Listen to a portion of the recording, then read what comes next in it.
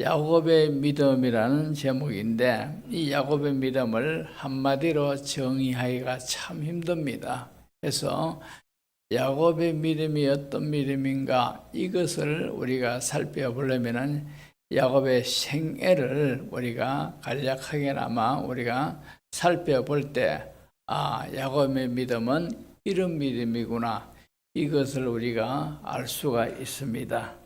따라서 야곱의 생애를 통하여서 그의 믿음이 어떻게 성장을 했고 그의 믿음이 어떤 믿음이었는가 우리가 살펴보도록 합니다. 우리가 알다시피 야곱의 삶은 참 파란만장한 삶이었습니다. 그가 147세라는 그 생애를 살았지만도 어떻게 보면은 남들보다도 더욱더 깊은 골짜기에 많이 들어갔고 높은 산에 많이 올라간 듯한 그런 삶이 야곱의 삶입니다. 자, 그러나 이런 파란 곡절만한 그의 생애지만도 그가 죽을 때의 모습은 참으로 모든 사람들이 부러워할 만한 믿음의 깊은 자리에서 하나님 앞에 부름을 받는 그의 신앙의 모습을 보게 됩니다. 오늘 본문에 히브리서 11장 21절 보면은 믿음으로 야곱은 죽을 때에 요셉의 각 아들에게 축복하고 그 지팡이 머리에 의지하여 경배하였으며, 이렇게 그의 생애를 말씀하고 있죠. 믿음으로 야곱은 죽을 때에 아들들에게 일일이 축복을 했습니다.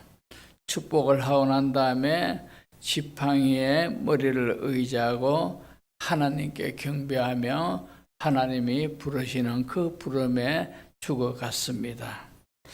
그런가 하면은 창세기 49장 33절을 보시면은 야곱이 아들에게 명하기를 마치고 그 발을 침상에 모으고 숨을 거두니 그의 백성에게로 돌아갔더라 라고 기록을 하고 있습니다.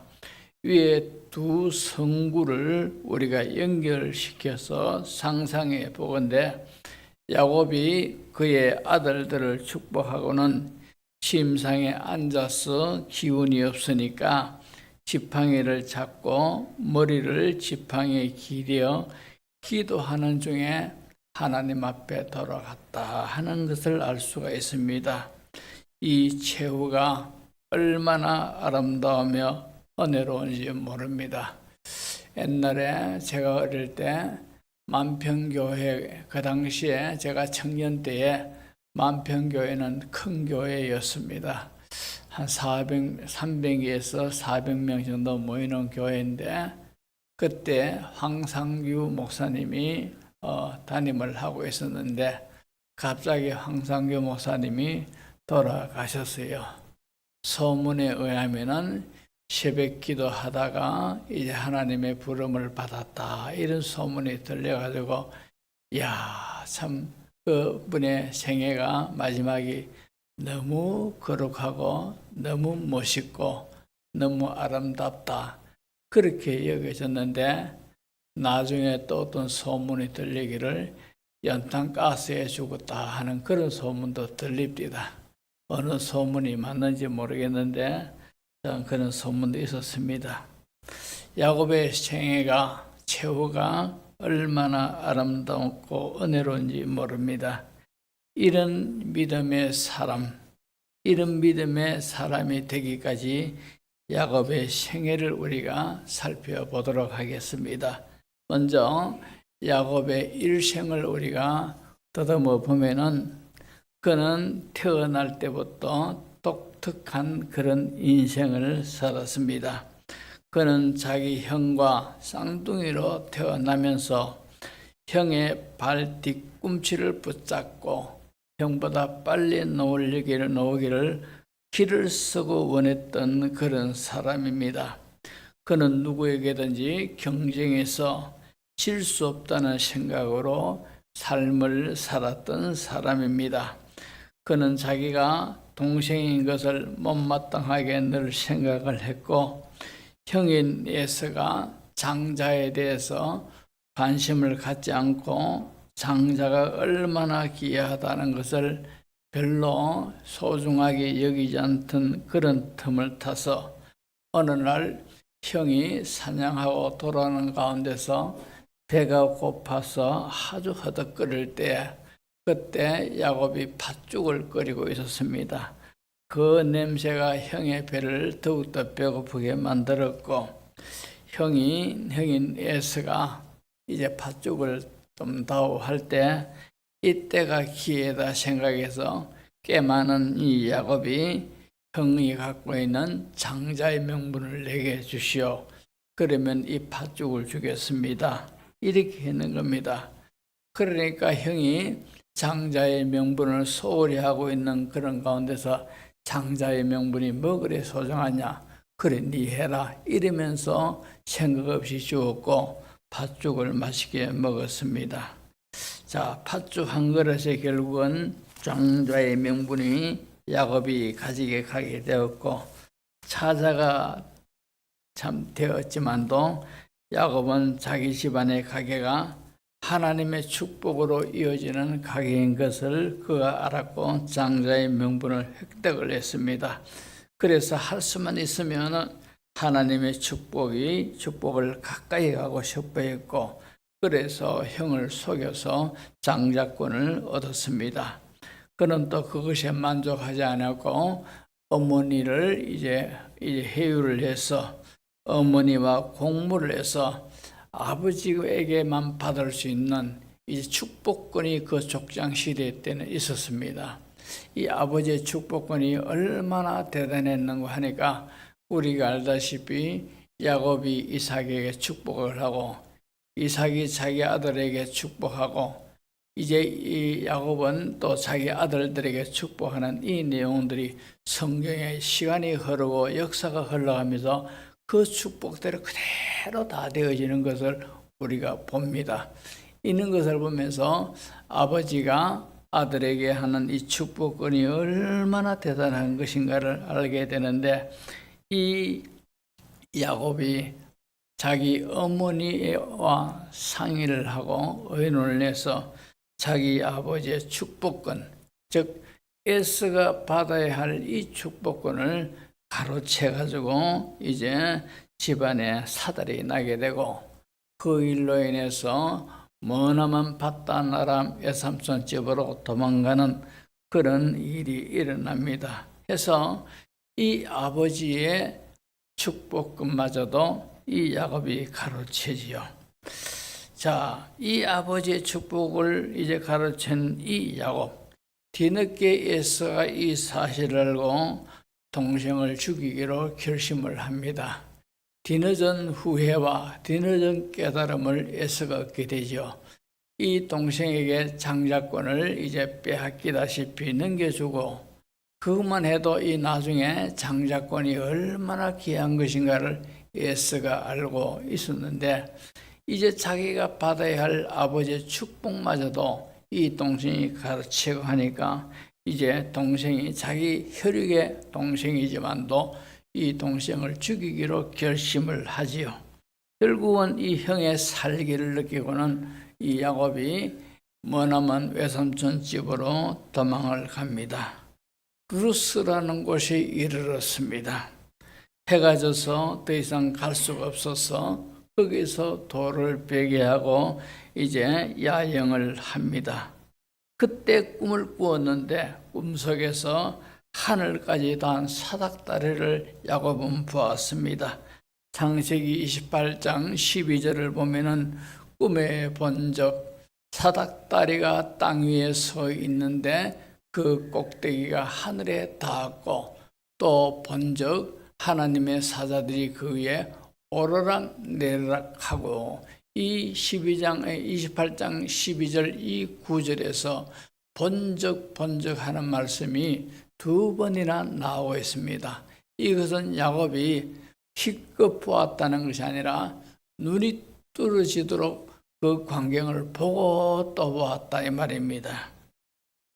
그리고 13절을 보면은 또 본적, 여기서 보면 또 본적, 여호와께서 그 위에 서서 이르되 나는 여호와니 너의 조부 아브라함의 하나님이요 이삭의 하나님이라. 내가 누워있는 땅을 내가 너와 내 자손에게 주리니. 그러니까 12절에도 보았고 또 보았고 13절에도 이 광경을 야곱은 보았고 보았습니다. 이것은 그가 그저 그냥 본 것이 아니라 기대감을 갖고 응시하며 뚫어지게 보았다 이 말입니다. 그는 하늘에서부터 내려온 사닥다리만 본 것이 아니고 또 보았다고 했습니다. 그 결과 그의 천사들이 이 사닥다리에 오르락내리락 하는 것도 봤습니다. 뿐만 아니라 그 보는 가운데서 하나님의 음성도 들었습니다. 자, 28장 13절에서 15절을 보시면은 또 번적 여호와께서 그 위에 서서 이르시되 나는 여호와니 너희의 조부 아브라함의 하나님이요 이삭의 하나님이라. 내가 누워있는 땅을 내가 너와 내 자손에게 주리니.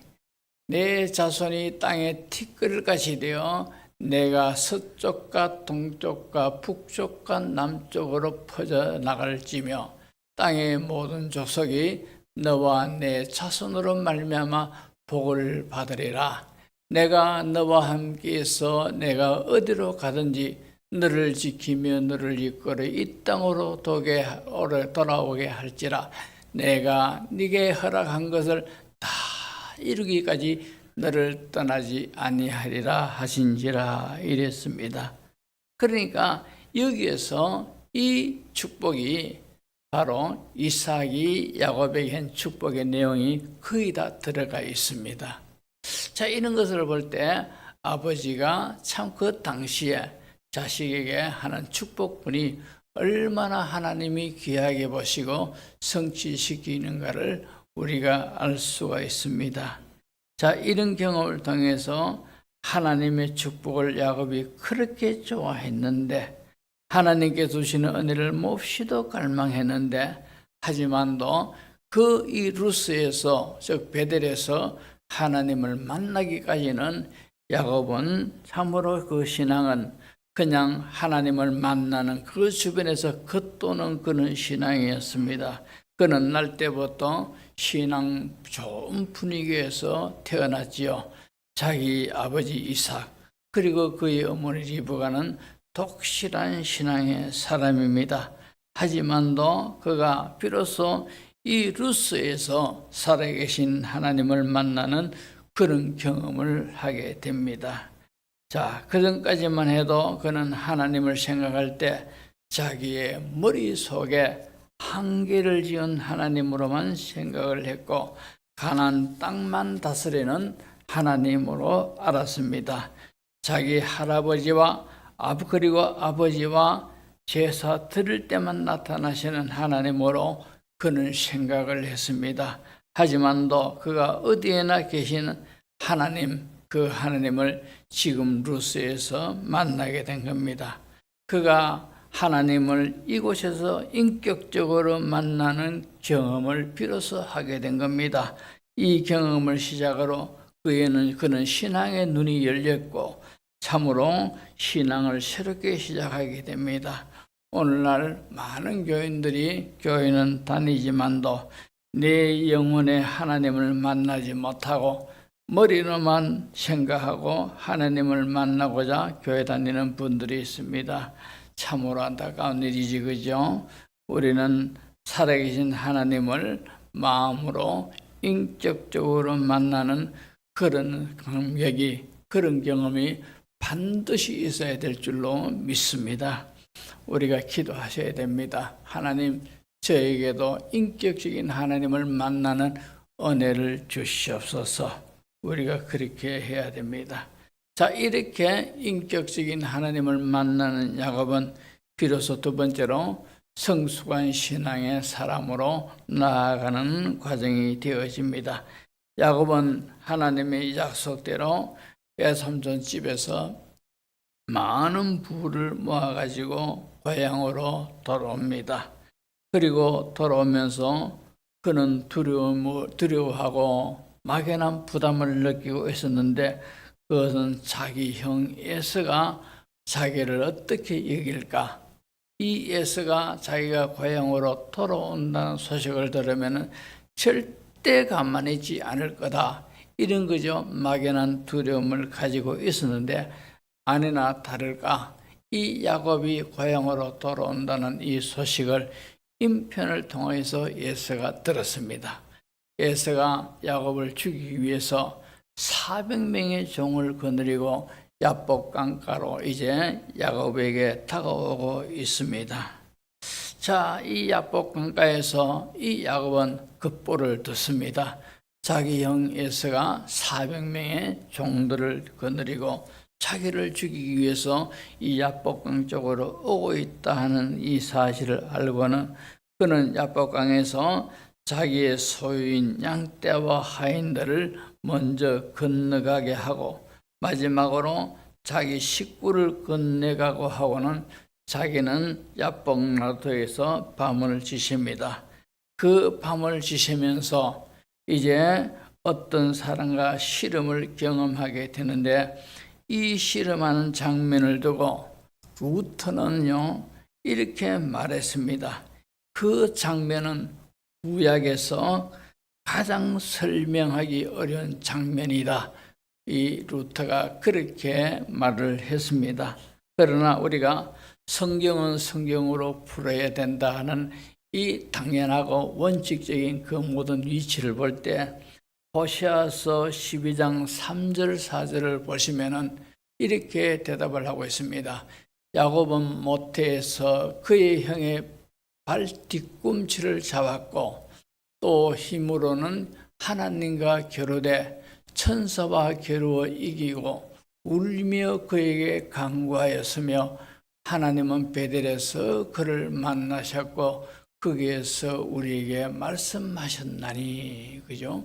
이렇게 호세아에서 말씀하고 있습니다.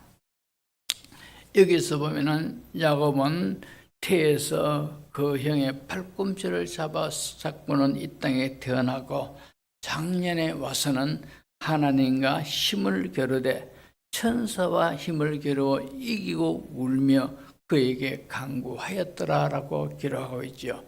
그러니까 이 야복강에서 참으로 어떤 사람과 밤새도록 실험했는데 이 실험한 이 사람이 누구냐?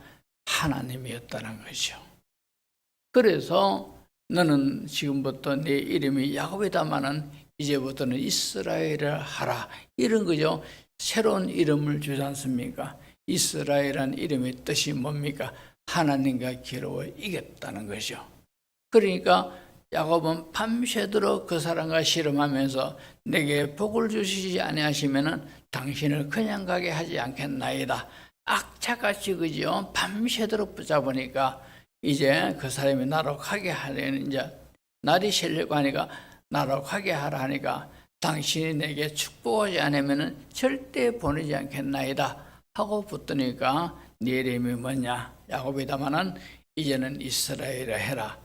하나님이 준 것이 아니라 하나님이 일부러 주었다는 거죠. 그러면서 이 이스라엘 이름이 이제 하나님과 겨루어 이겼다는 거죠. 이런 축복을 받았습니다. 우리가 하나님의 은혜를 사모를 해야 돼요. 야곱은 원래 본래부터 악착 같은 사람입니다. 근데 이 하나님의 복이라 하면은 눈이 벌게 가지고 앞뒤도 생각하지 아니하고 형도 생각하지 아니하고 가족도 뒤로 하고 하나님의 복을 먼저 그렇게 악착까지 차지하기를 원했던 사람이 야곱입니다. 그런가 다르게 야복강에서 천사와 겨루어 즉 하나님과 겨루어 이긴 이 놀라운 일도 우연히 되어진 것이 아니고 이 야곱의 악착 같은 근성이 한 역할을 했는 줄로 믿습니다. 우리가 신앙생활을 하면서 그냥 하나님이 은혜 주시면 감사하고 안 주시면 어쩌겠느냐 이렇게 미미하게 그죠? 미지근하게 그렇게 신앙생활 하지 마십시오. 참으로 신앙생활 열심히 하고 은혜 충만한 성도를 보면서 마음의 도전을 우리가 받아야 됩니다. 저 사람은 저렇게 은혜가 뜨겁고 저 사람은 영적으로 저렇게 깊은 단계에 들어가 있는데 나는 왜 이러느냐는 거죠. 그러면서 우리가 마음을 다잡아먹고 나도 그 하나님, 나도 그 은혜를 나도 잊기를 원한다 이러면서 그죠, 악착 같은 심정으로 우리가 하나님께 매달리고 은혜를 찾고 구하는 그런 우리의 자세가 돼야 됩니다. 예수님 말씀하셨죠. 천국은 침노를 당하나니 그리로 침입하는 자는 빼앗느니라 했습니다. 천국은 침노를 당한다고 했습니다. 그래, 그 천국의 은혜를 누가 얻느냐? 침입하는 자, 그 안으로 들어가는 자가 그것을 얻게 된다 이 말입니다. 물론 은혜는 하나님이 주시지만도 우리가 은혜를 사모하고 갈망하고 찾고 찾는 자에게 하나님이 은혜를 주신다 이 말입니다. 성경 이사야서에서 말씀하지요. 참으로 하나님께서 내게 간구하라는 거죠. 간구하리니 내가 응답하겠고 네가 부르짖을 때에는 네가 알지 못하는 크고 비밀한 일을 내게 보이리라 이랬습니다. 여러분, 우리가 간절하게 기도를 해야 되고 내 입을 크게 열어야 된다 이 말입니다. 입을 여는 건 내가 열어야 되고 그 입을 열 때 하나님이 은혜를 주신다라고 말씀하고 있지 않습니까? 그러니까 우리가 은혜 사모하는 마음 우리가 정말로 있어야 돼요. 저도 평생토록 지금 기도를 하고 있습니다. 예수님을 만나고 알고 난 뒤부터 참 어떤 은혜를 사모합니까? 오순절의 은혜를 저는 그때부터 사모를 하고 지금까지도 기도하고 있습니다. 제자들에게 예수님 말씀하셨죠. 너희가 지금은 물로 세례를 받았으나 몇 날이 먼데요 성령으로 세례를 받으리라. 그죠? 이러면서 제자들이 그 약속을 붙들고 예루살렘의 마가의 요한의 다락방에서 간절히 주님께서 말씀하신 그 약속을 붙들고 기도하다가 10일쯤 됐을 때 성령의 불같은 은혜를 그들이 다 받았지 않습니까? 얼마나 큰 은혜를 받았는가 하니까 그 당시에 네로 황제가 핍박하고 박해하던 그 속에서도 믿음으로 승리하는 삶을 살았고 그들의 신앙의 행적은 누구보다도 아름답고 빛났지 않습니까? 그런 은혜를 그들이 받았단 말입니다. 그래서 저는 하나님 앞에 기도를 합니다. 하나님, 저에게도 주님이 그렇게 약속하시니 제게도 그때 그 은혜를 저에게도 주옵소서. 이렇게 그죠? 지금 이 시간까지도 기도하고 오늘 새벽에도 기도를 하고 그리고 어젯밤에도 입을 뒤집어 쓰면서 그런 은혜를 달라고 기도를 하고 그랬습니다. 그러면서는 그죠? 참 그래도 기도에도 응답이 없으면 사람이 지치지 않습니까? 낙심이 될 수도 있는 겁니다. 그렇기 때문에 예수님이 누가복음 18장에 보면은 항상 기도하고 낭망하지 말아야 될 것을 비유로 말씀하여 가라사대 이러면서 한 가난한 가부와 참 불의한 재판관의 이야기를 예수님 하시지 않습니까? 항상 기도하고 낭망하지 말아야 될 것을 여러분 기도해도 응답이 잘 안 돼 가면은 사람이지라 낭망이 된다 이 말입니다. 그렇지만도 저는요 구하라 주실 것이요 찾아라 찾을 것이요 두드려라 열리리라. 너희 중에 자식이 떡을 달라 하는데 돌을 줄 자가 어디 있으며 너희 중에 자식이 생선을 먹고 싶어 하는데 뱀을 줄 자가 어디 있느냐. 너희가 악할지라도 자식이 구하면은 좋은 것을 줄 알거든. 하물며 하늘에 계신 너희 아버지께서 구하는 자에게 좋은 것으로 주시지 않겠느냐. 저는 이 말씀을 지금도 확실하게 믿어요. 내가 기도하고 부르짖고 찾고 구하면은 하나님이 다 듣고 계시니 반드시 좋은 것으로 주신다 약속하시니 저는 그 약속을 굳게 믿습니다. 그래야 찾고 찾는데 앞으로 하나님이 저에게 어떤 은혜를 주실는지 저는 모르지만도 그러나 하나님 바라볼 때마다 기도할 때마다 빈손으로 주신 것이 아무것도 없이 그런 것까지만도 저는 기대를 하고 있어요. 지금까지 참으로 수년 동안 기도하고 왔으니 하나님이 나를 어떤 은혜로 인도하실는지 저는 기대를 하고 있습니다. 여러분, 우리가 은혜는 사모를 해야 돼요. 사모를 해야 돼요. 미지근한 신앙이 같으면 능력을 받아야 돼요. 성령의 능력을 받아가지고 좀 마음이 뜨거워지고 신앙생활로도 좀 뜨겁게 그렇게 하셔야 됩니다. 무디 목사님 보십시오. 얼마나 성령의 불을 뜨겁게 받는가 하면은 어느 날 길을 가다가 갑자기 그저 막 기도하고 싶어서 막 견디지를 못하겠는 거예요. 길을 가는데 기도 자리를 찾으려고 하니까 어디 들어갈 데가 있어야죠. 그래서 이래가 쫓다가 저래 쫓다가 아는 친구 집에 급하게 들어가서 방 하나 빌려다오 해서 그 방에 들어가니까 딱 무릎을 꿇자마자 불덩어리가 자기한테 떨어지더란 말입니다. 성령의 불이 그에게 떨어졌는데 얼마나 이 불이 떨어지고 그 뜨거운 불이 자기를 사로잡았는 것 되면 나중에 하는 말이 하나님 이제는 됐습니다. 이제는 제발 그만하십시오. 이 정도까지 그저 성령의 불을 뜨겁게 받았습니다. 성령의 불을 받고 능력을 받으니까 미국을 변화시키고 영국을 변화시켰던 그런 은혜가 무디 목사님에게 있었다 이 말입니다. 저는 사모를 하고 기도합니다. 하나님이여 무디 목사님에게 임했던 그 은혜 하나님 나에게도 주시옵소서. 저는 그저 기도를 하고 기도합니다. 여러분은 사모하시기 바랍니다. 야곱이 야복강에서 천사와 밤새도록 씨름을 했는데 한참 하다가 아이고 내가 힘이 비친다고 나버렸다고 가정해 보십시오. 하나님 휘까버린다면 빈손 아니겠습니까? 그러나 악자 같은 야곱이 끝까지 밤새도록 나를 축복하지 아니하시면 내가 놓지 않겠습니다. 악자같이 하니까 결국은 하나님 일부러 져주신 거라요. 너는 앞으로 이스라엘을 해라. 이런 은혜를 하나님께로부터 받았습니다.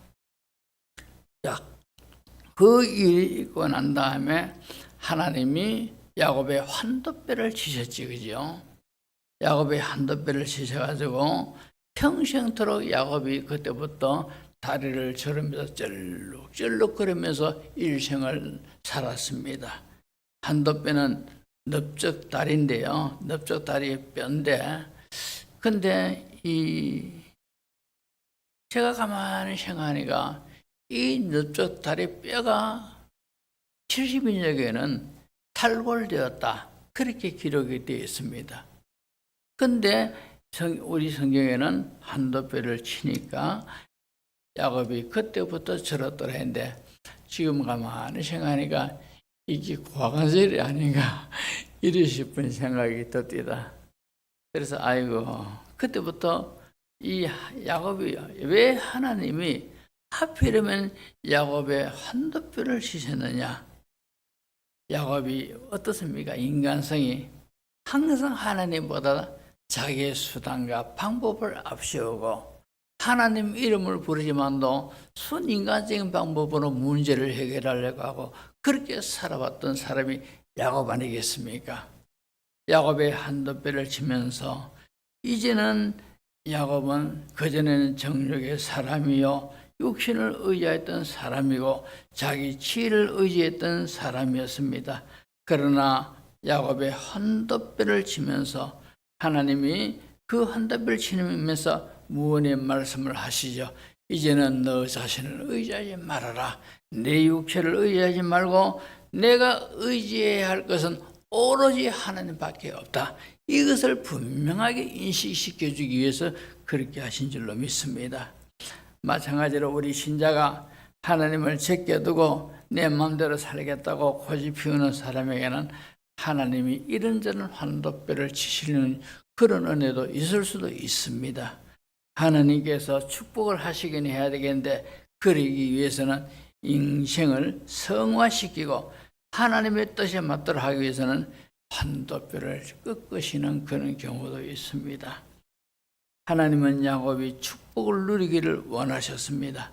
하나님 아브라함에게 임재했던 그 영광을 이삭에게 가졌던 그 축복을 하나님은 야곱에게 누리기를 원하시고 그의 후손에게도 누리기를 하나님이 원하셨습니다. 그렇게 해서 이 한도뼈를 치셨더라 이 말입니다. 정욕의 사람이 무너지게 하고 인간 야곱이 무너지게 하고 하나님만 전적으로 의지하는 깊은 신앙의 자리에 쑥 들어가는 그런 결정적인 역할이 한도뼈를 통해서 그렇게 하셨더라 이 말입니다. 여러분, 하나님께서는 우리 성도들에게도 너는 야곱이다마는 이제는 이스라엘을 해라는 이런 은혜를 주시기를 원하시는 줄로 믿습니다. 우리가 사모를 해야 돼요. 사모를 해야 돼요. 하나님의 약속을 부여잡고 하나님 내게도 그리하옵소서 우리가 그죠? 부르짖고 기도하는 그런 모습이 되어야 됩니다. 자, 이제 한도뼈를 통하여 이제 야곱은 야복강에 이런 신령한 경험을 하고 난 다음에 세 번째로 그는 성숙의 사람이 되어져 갔습니다. 세월이 흘렀지요. 요셉은 애굽의 총리가 되어 있고 그런 가운데서 가나안 땅에 흉년이 들었습니다. 야곱의 아들들이 식량을 구입하기 위해서 애굽으로 갑니다. 그때 야곱의 아들이요 애굽의 총리가 된 이 요셉 앞에 서게 되죠. 요셉은 자기 형들에게 곡식을 주면서 다음에 식량을 구하러 올 때는 막내 동생을 데리고 오라고 요구를 합니다. 이 사실을 야곱의 아들들이 이제 가나안 땅에 기다리고 있는 야곱에게 찾아가서 이만코 저만코 이야기를 합니다. 그러니까 이 야곱이 요셉을 잃고 난 뒤에는 베냐민을 통해서 그래도 위로를 받으면서 그렇게 살았는데 이 베냐민마저 데려오라고 그렇게 하니까 야곱이 이런 말을 합니다. 창세기 43장 14절을 보시면은 전능하신 하나님께서 그 사람 앞에서 너희에게 은혜를 베푸사 그 사람으로 너희 다른 형제와 베냐민을 돌려보내게 하시기를 원하노라. 그 뒤에 보시면은 내가 자식을 잃게 되면 이르리로다.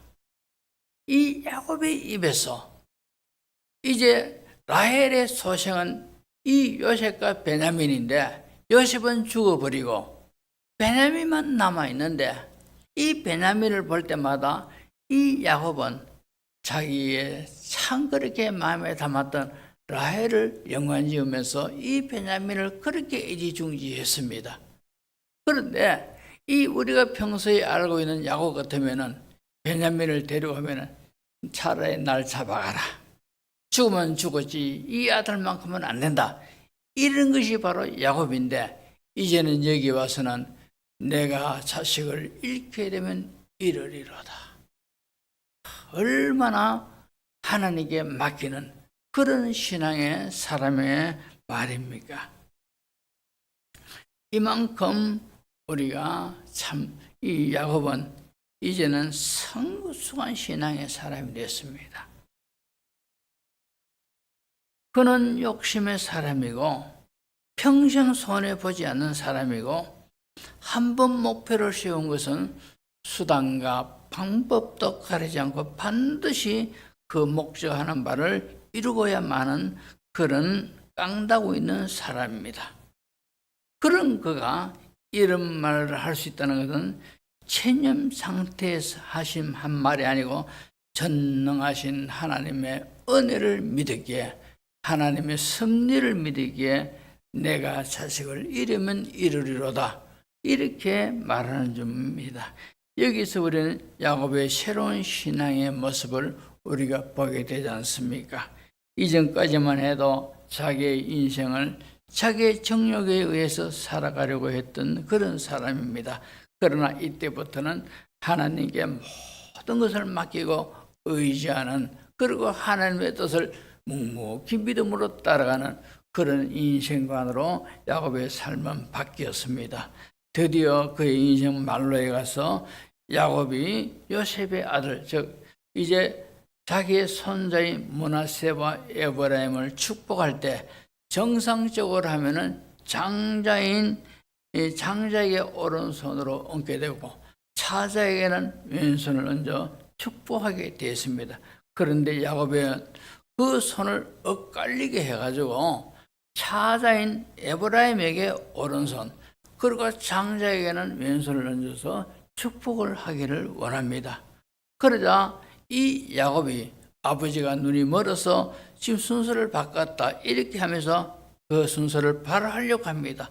그때 창세기 48장 19절에 보면은 그의 아버지가 허락하지 아니하며 이르되 나도 안다 내 아들아, 나도 안다 그도 한 족속이 되며 그도 크게 되리니와 그의 아우가 그보다 큰 자가 되고 그의 자손이 여러 민족을 이루리라 하고, 이러면서 이 손을 엇갈리게 해가지고 에브라임에게 오른손, 그리고 큰아들에게 므낫세에게는 왼손으로 축복을 합니다. 왜 그런가 하니까 이 요셉이 참으로 아버지 그게 아닙니다 할 때는 이 야곱이 이제 마지막이 다 돼가는 이 마당에 요셉을 그렇게 사랑해서 두 몫을 준 것 아니겠습니까?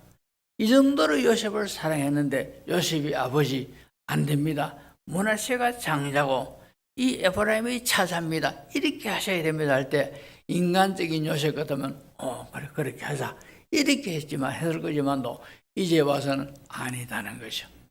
내 아들아 나도 한다 하면서 하나님의 뜻을 따라서 오른손을 에브라임에게 왼손을 큰아들 므낫세에게 이리 얹고 축복하는 이 모습은 하나님의 뜻이라면은, 이것이 하나님의 뜻이라면은 무조건 어떤 순간에도 순종하는 이 야곱의 그 모습을 우리가 보게 됩니다.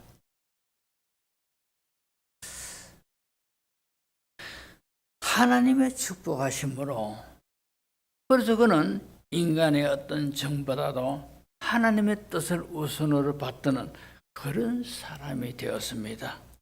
이제 말씀을 정리합니다. 우리는 짧은 시간에 야곱의 147년의 생애를 대략적으로 훑어봤습니다. 그는 처음에는 자기 중심적이고 참으로 정욕적인 그런 사람입니다. 신앙은 갖고 있고 하나님의 이름을 부르고 모태신앙이라고 자랑했던 그런 사람이지만도 자기 중심적이요 정욕적인 사람입니다. 그러나 세월은 흐르고 흘를수록 그는 자신의 정욕적인 것에서부터 하나님을 신뢰하는 사람, 하나님 중심적으로 하나님 주의로 변해가는 그런 사람이 되었습니다. 그런 발전하는 삶을 살았기에 그의 최후도 누구라도 부러워하는 그런 최후를 맞이하면서 하나님의 부름을 입은 그런 은혜의 사람이 됐습니다. 자, 이런 것을 보면서 우리의 신앙도 세월이 흘러갈수록 인생의 연륜이 되어 갈수록 더욱더 내 중심에서 내 정욕에서 가치관도 세상적인 것에 무게두고 살아가는 사람이 이제는 시간이 흐르고 한 해 한 해가 되어 갈수록 내 모든 세계관도 바뀌어져야 돼요.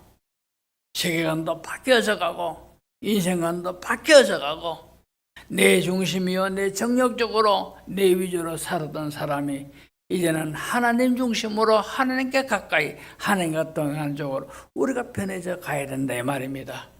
야곱의 생애를 성경은 기록하면서 우리들에게도 이러한 사람이 되어져 가라는 겁니다. 그리고 그의 최후가 얼마나 기쁜 신앙의 사람의 모습으로 생애를 마감하고 있습니까? 바울은 말했죠. 우리의 그 사람은 후패해져 가지만도 속 사람은 날로 새로워지도다. 이 고백이 저에게도 있어야 되고 우리 성도들에게도 마땅히 있어야 된다 말입니다. 한 번밖에 없는 생애입니다. 하나님은 야곱의 생애를 기록하시면서 이런 야곱의 생애를 통해서 우리에게도 시간이 갈수록 신앙이 더욱더 성장하라는 겁니다. 내 중심으로 살았던 그 모든 것에서 이제는 하나님 중심으로 바뀌어져 가라는 겁니다. 세상이 전부인 양, 세상이 최고인 양, 소망과 모든 것들을 세상에 두고 땀 흘리며 애쓰며 살아왔던 이 모든 관도 영원한 본향인 하늘나라에 두고 그쪽을 향하여 무게를 많이 둔 그런 삶을 살아라. 그런 신앙인이 되어라. 하나님은 말씀하고 있습니다. 변화되어 가야 됩니다. 변화되어 가야 됩니다. 하나님이 원하시는 그런 사람으로 아름답게 변화되어져 가는 저와 우리 모든 성도가 되시기를 주의 이름으로 축복을 합니다. 기도하겠습니다.